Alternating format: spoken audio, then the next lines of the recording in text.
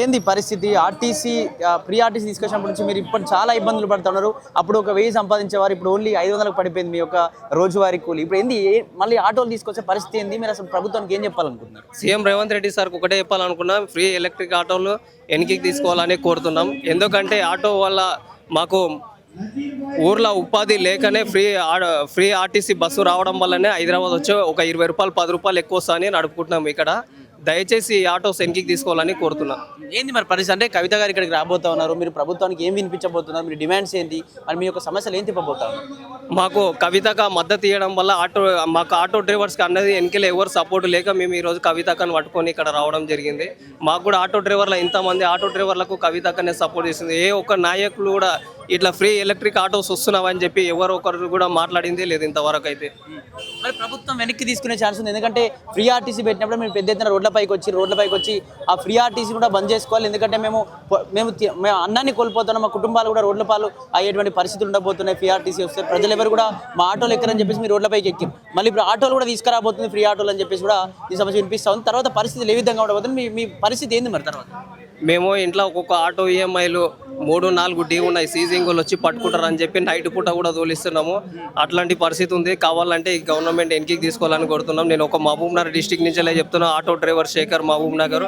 మీరు ఒక Mahabub Nagar MLA Kodangal MLA గెలిచారు, మహబూబ్ నగర్ నుంచి డిస్టిక్ నుంచి సీఎంగా గెలిచారు. కాబట్టి త్వరగా ఈ ఆర్టీసీ ఆటోస్ వెనక్కి తీసుకోవాలని కోరుతున్నాను. ఏం లేదు, బతికేటోళ్ళ మీద మీ పగ ఎందుకు అని మేము అడుగుతున్నాం. పగబట్టినట్టే ఉంది ఇది. నార్మల్గా ఉన్నోళ్ళ మీద ఎవరైనా కానీ దాడులు చేస్తారు. ఈ మా తెలంగాణలో ఏమైందంటే లేనోళ్ళ మీద పడింది సీఎం. ఉన్నోళ్ళని చూసుకోండి సార్, మీరు ఏమన్నా ఉంటే ఉన్నోళ్ళు ఉంటారు కదా. ఇప్పుడు ఏ గల్లీకైనా ఏ సందైనా మాకు ప్రతి అడ్రస్ తెలుసు. మేము వాళ్ళని గమ్యస్థానానికి చేర్చడానికి మేము రెడీగా ఉన్నాం. అనవసరంగా ఎవరినో రిటైర్ అయిన వాళ్ళని ఫ్రీ ఆటోలు అని చెప్పి కొత్త పథకాలు ఎందుకు? ఉన్నోళ్ళం మా ఉపాధి కోల్పోయి మేము రోడ్ల మీద పడే పరిస్థితి వచ్చింది ఆల్రెడీ. సార్ ఒకటే మేమేమంటున్నామంటే, తెలంగాణలో ఒక రేవంత్ రెడ్డి మహబూబ్ నగర్ నుంచి వచ్చిందంటే మేము ఫస్ట్ చాలా సంతోషించింది. మా జిల్లా ఒక ముఖ్యమంత్రి అయ్యాడు.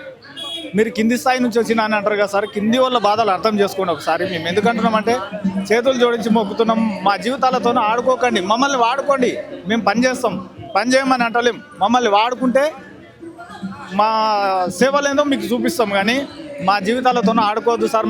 మా కుటుంబాలన్నీ రోడ్ల మీద పడతాయి. ఇంకోటి ముఖ్యంగా చెప్తున్నా సార్, తెలంగాణలో మహబూబ్ నగర్ జిల్లా అంటే నా జిల్లా ఒకటే అని కాదు, అన్ని జిల్లాలు మీరు డెవలప్మెంట్ చేయండి. ఉపాధి కోసం ఎవరు హైదరాబాద్ రావాల్సిన అవసరం లేదు.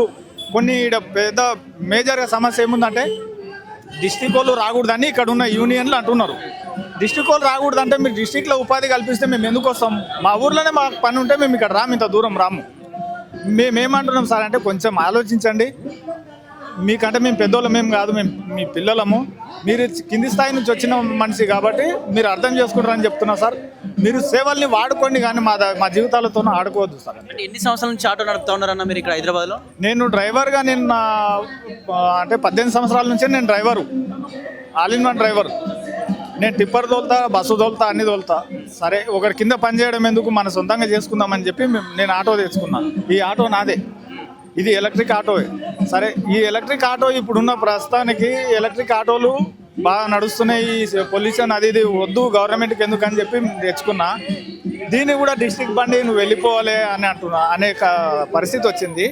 కొంచెం అందరం మీ పిల్లలమే సార్, మీరు ఫోటోను పెట్టుకొని మమ్మల్ని చూసుకుంటే మేము కూడా మీకు మంచిగానే చేస్తాం. మీ కీడు మేము కోరుకోము, మా కీడు మీరు కోరుకోవద్దని చెప్తున్నాను. ప్రభుత్వం ఏం చెప్తా ఉందంటే ఈ పెట్రోల్ డీజిల్ సంబంధించిన వెహికల్ వల్ల, ఆటోల వల్ల పొల్యూషన్ ఎక్కువైపోతుంది హైదరాబాద్లో. కాబట్టి అందుకే ఎలక్ట్రిక్ వెహికల్ తీసుకొచ్చి అవి కూడా ఆర్టీసీలో అంటే ఫ్రీ ఆర్టీసీ లాగా నడిపిస్తాం ఆటోలు అన్నీ కూడా అని ప్రభుత్వం చెప్తుంది. దానికి సంబంధించి ప్రణాళికలు కూడా సిద్ధం చేస్తూ ఉంది. ఇటువంటి పరిస్థితుల్లో మీరు నిరసనలు చేసినా, ధర్నాలు చేసినా ఊరుకునే పరిస్థితి ఉందంటారా ప్రభుత్వం? ఊరుకునే పరిస్థితి అంటే ఒక మాటకు మాత్రం నేను రేవంత్ రెడ్డికి చెప్తా. ఏమంటా అంటే మీరు ఫ్రీ ఎలక్ట్రిక్ ఆటోలు తీసుకోమంటున్నారు. మా దగ్గర ఉన్న డీజిల్ ఆటోలు ఇంతనో అంతనో 6 నెలలో సంవత్సరమో తీసేసుకుంటాం మేము కూడా మెల్లమెల్లగా. ఎందుకంటే మీకు సహకరిస్తాం గవర్నమెంట్కు, మేమేం వ్యతిరేకం కాదు. కానీ మీరు సపరేట్గా తెచ్చి పెట్టడం అనేది అదొక దుకాణం అవుతుంది. మీరు గవర్నమెంట్ ఎప్పుడు కూడా ఒక దుకాణం పెట్టలే. మీరే ఇప్పుడు బిజినెస్ పెట్టినట్టుగా మా ఆటో డ్రైవర్ల పొట్టలు కొట్టి మీరు సపరేట్గా ఎవరినో రిటైర్ అయిన వాళ్ళని వీళ్ళని తెచ్చి ఆటోలు తెచ్చి పెడతామంటే మా పొట్ట కొట్టిన వాళ్ళు అవుతారు. మా జీవితాలతోనూ మాత్రం ఆడుకోవద్దు సార్. మేము ఎంత మీ కింద మేము ఎంత చిన్న పిల్లలం. మమ్మల్ని కడుపులో చూసి దాపెట్టుకుంటే మేము రేపు పొద్దుగాల మీకు చాలా పనికొస్తాం సార్. ఒక ఆటో ఎక్కితే మంచోళ్ళు వస్తారు, చెడ్డోళ్ళు వస్తారు, తాగిన వాళ్ళు వస్తారు, వాగేటోళ్ళు వస్తారు, రకరకాల వాళ్ళు వస్తారు. ఆ పార్టీ వాళ్ళు వస్తారు, ఈ పార్టీ వాళ్ళు వస్తారు.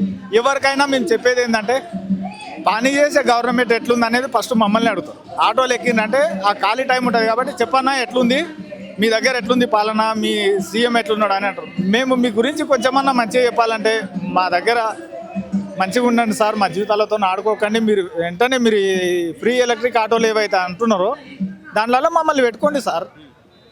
మీరు ఏదైతే అంటున్నారో ఇప్పుడు ఓలా, ఊబర్, ర్యాపిడో ఎట్లుందో ఆర్టీసీలో మమ్మల్ని కూడా పెట్టుకోండి.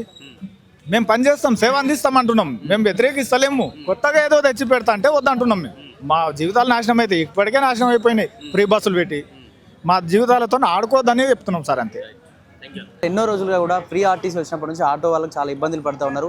అప్పుడు రోజుకు ఒక 1000 రూపాయలు సంపాదించే కనీసం ఇప్పుడు 500 కూడా సంపాదించిన పరిస్థితులు వచ్చినాయి. దీనివల్ల ఇప్పటికే ఇబ్బంది పడుతూ ఉన్నామంటే ఆటోలు తీసుకొస్తే మరింత ఇబ్బంది పడేటువంటి పరిస్థితులు ఉంటే మా పుట్టకూడదంటూ అందరూ కూడా రోడ్డు ఎక్కుతూ ఉన్నారు. మీరు ఏం చెప్పబోతున్నారు? టీఆర్ఎస్ పార్టీకి సంబంధించి ఎటువంటి హామీ ఇవ్వబోతుంది ఆటో డ్రైవర్లకి? మేము ఏం చెప్తున్నామంటే జరగబోయేది ఏంటంటే మాది భద్రాద్రి కొత్తగూడెం. మా భద్రాద్రి కొత్తగూడెం కాదు, ఈ తెలంగాణ స్టేట్లో సీఎంని చేసిందే కేవలం ఒక ఆటో డ్రైవర్లం కలిపి. అందరితో పాటు మేము కూడా ఇప్పుడు రేవంత్ రెడ్డి బయటికి వెళ్ళాలన్నా కూడా ఏది చేయాలన్నా కూడా ఆటో డ్రైవర్ని తాకకుండా అయితే ఎటు పోలేడు.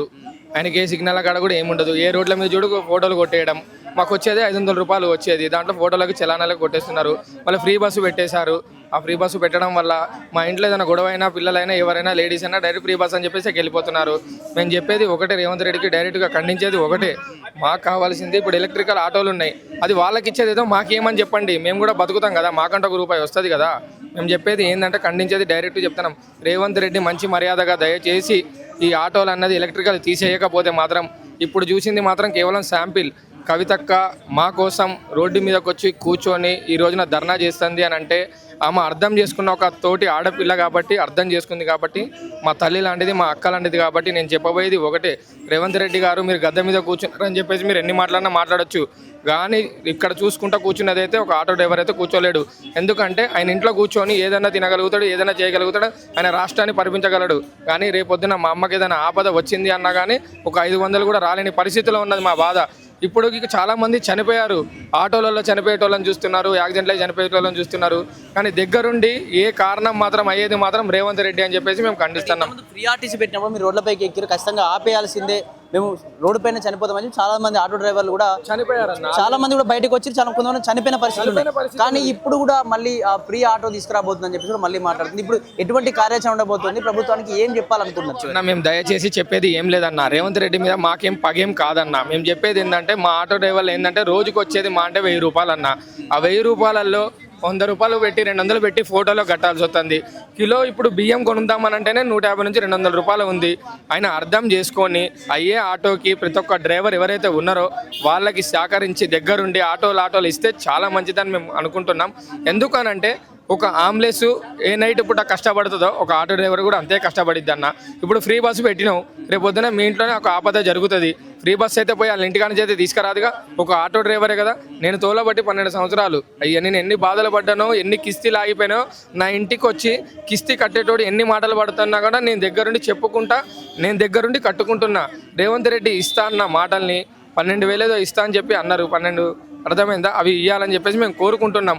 ఆయన ఇవ్వనప్పుడు కూడా మళ్ళీ ఎలక్ట్రికల్ తీసుకొచ్చేసి మమ్మల్ని ఇబ్బంది పెట్టి మమ్మల్ని రోడ్డు పాలు చేసి, మా తల్లిదండ్రులని రోడ్డు పాలు చేసి, మేమేందంటే మా నాన్న లేడు, నాకు చనిపోయి ఉన్నాడు మా నాన్న, నేనే ఇంటికి పెద్ద దిక్కు. ఏంటంటే నేను ₹1 సంపాదిస్తే నా చెల్లికైనా, నా ఇంట్లో మా అమ్మకైనా, మా అల్లుడికైనా, ఎవరికైనా నేనే పెట్టాల్సింది.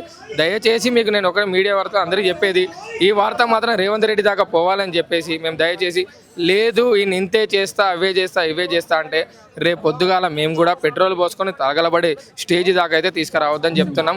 ఎందుకంటే కొంతమంది తల్లిల పొట్ట కొట్టొద్దు, ఎందుకంటే ఆయన కూడా కేవలం ఒక కడుపులోకి వెళ్ళి వచ్చిన వ్యక్తి కాబట్టి మేము చెప్పేది ఒకటి సీదాగా ఖండించేది. ఫ్రీ బస్ అనేది తీయట్లేదు, అయినా కానీ కింద మీద పడి మేము బతుకుతున్నాం. మళ్ళీ ఎలక్ట్రికల్కి తీసుకొస్తాడు. కానీ ఒకటి మా కోసం కష్టపడ్డ మా కవితక్క కోసం మేము డైరెక్ట్ ఒక మాట చెప్తున్నాం, ఆమె తోటి ఇంటి ఫ్యామిలీని వదిలేసి కూడా మా కోసం కష్టపడడానికి ఇప్పుడు ఆమె రోడ్డు ఎక్కి కూర్చుంటుంది. అర్థమవుతుందా? మీరు ఖండించేది ఒకటే, రేవంత్ రెడ్డి గారు దయచేసి మేము ఒకటి దయచేసి దండం ఒప్పి చెప్తున్నాం, మాకు మాత్రం ఆటోల కాడ మీరు ఒకటి న్యాయం చేయాలని మేము కోరుకుంటున్నాం. దయ ఉంచి మీ మీడియా వ్యక్తులు కూడా కొద్దిగా ఆయన దాకా తీసుకెళ్లాలని కోరుకుంటున్నాం మేము. ఓకేనా?